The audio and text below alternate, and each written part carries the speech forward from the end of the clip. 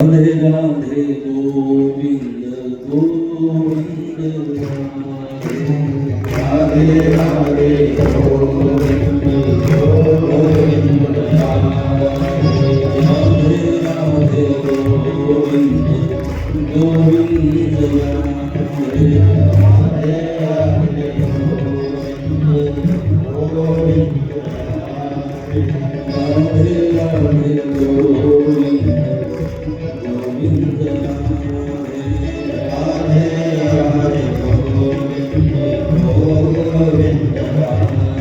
दोनों हाथों से ताली बजाते हुए भाव के साथ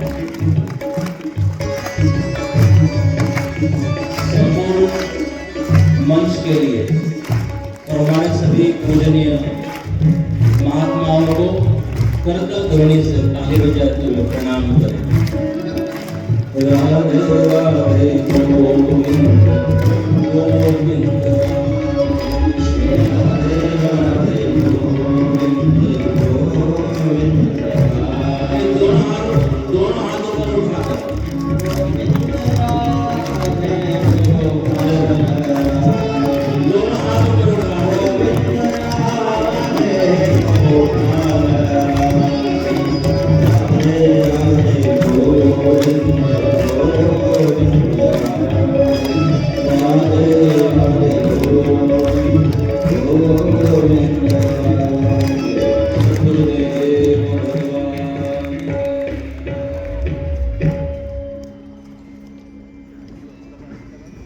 परम श्रद्धेय परमादरणीय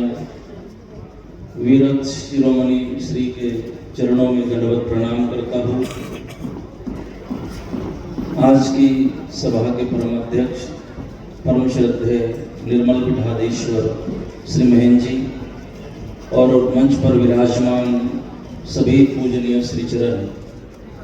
सबका मैं अभिनंदन करता हूँ, प्रणाम करता हूँ। वंदे महापुरुष ते चरणारविंदम। मैं मानता हूँ कि स्वामी जी का जो कार्य कर्तृत्व है, स्वामी जी ने जो कार्य किया है, उसका परिणाम ये 5वां सत्र है कि हम इतने संत महात्माओं के दर्शन यहाँ पर कर पा रहे हैं। मेरे जैसे सभी युवा संतों के लिए स्वामी जी का जीवन चरित्र एक आदर्श है। आदर्श इसलिए है कि स्वामी जी ने अपने संपूर्ण जीवन में जो भी कार्य किया है, जहां तक मैंने स्वामी जी से सुना है विरक्त शिरोमणि के बारे में, कभी उन्होंने अपने आप को स्वयं को आगे नहीं रखा और हमेशा अपने राष्ट्र को और अपने धर्म को उन्होंने आगे रखने की कोशिश की है। अगर आज के सभी युवा संत, अगर हम स्वामी जी के आदर्शों को लेकर धर्म को आगे रखते हुए अपने राष्ट्र को राष्ट्र देवो भव इस भावना के साथ अगर हम धर्म समाज का और अपने धर्म को आगे ले जाने की कोशिश करेंगे, तो मैं मानता हूँ वही सच्ची श्रद्धांजलि और स्वामी जी के श्री चरणों में वही सच्चा प्रणाम होगा। क्योंकि जब तक हम स्वयं को आगे लेकर जाने की कोशिश करेंगे, धर्म से भी और राष्ट्र से भी अपने आप को बड़ा समझकर अपने आप को पूछते रहेंगे, तो मैं मानता हूं कि हम गलत दिशा में शायद जा सकते हैं। लेकिन स्वयं से भी आगे धर्म और राष्ट्र को जैसे स्वामी जी ने रखा, जब इस राष्ट्र पर संकट आ रहे थे, जब विधर्मियों का आक्रमण हो रहा था, जब संप्रदाय जाति समाज में हिंदू समाज बट रहा था, जब विभाजन हो रहा था या विभाजन कराया जा रहा था, हिंदू सनातनियों को अलग अलग किया जा रहा था संप्रदाय, परंपरा और समाज के नाम पर, तब जरूरत थी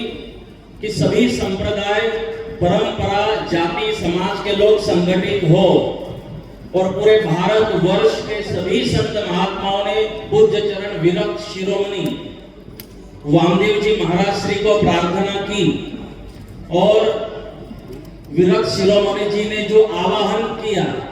उनके आवाहन पर जो समाज बढ़ रहा था, जाति संप्रदायों में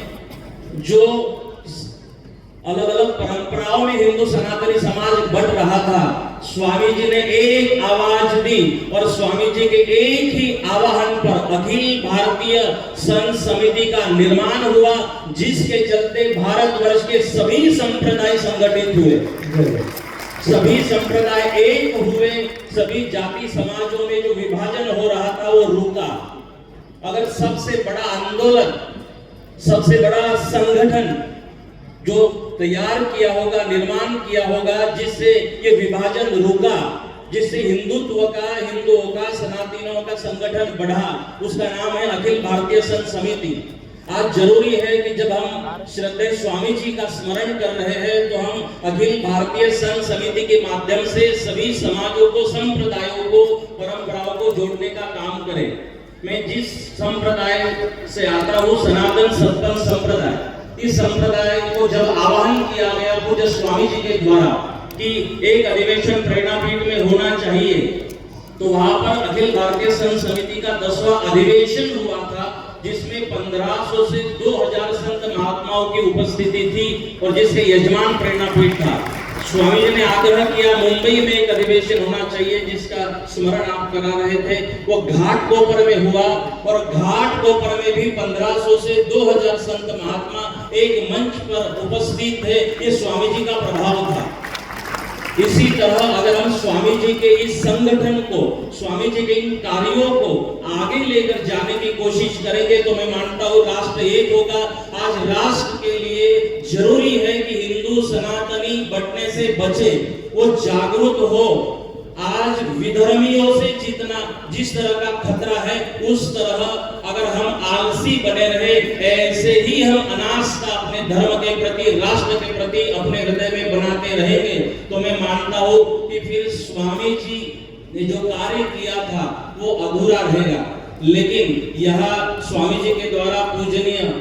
महामंडलेश्वर स्वामी अनंत देव जी के द्वारा जो ये आयोजन हुआ, आज हम उसके दर्शन यहाँ पर कर रहे हैं। मेरे जैसे संत को, मेरे जैसे युवा संत को यहाँ मंच पर उपस्थित रहना भी सौभाग्य है। मैं तो मानता हूँ ऐसा दर्शन बार बार संत समाज का होता रहेगा। तो मेरे जैसे जो भावना आपकी है कि संतों का निर्माण हो, तो जरूर संतों का निर्माण होता रहेगा। स्वामी जी के श्री चरणों में मैं प्रणाम करता हूँ। मैं तो मानता हूँ ऐसे दिव्य महात्मा के ऐसे आयोजन में सम्मिलित होकर झाड़ू लगाने की सेवा भी मेरे जैसे किसी महामंडलेश्वर को मिल जाए, तो ये हमारे लिए बहुत बड़ा सौभाग्य मैं मानता हूँ।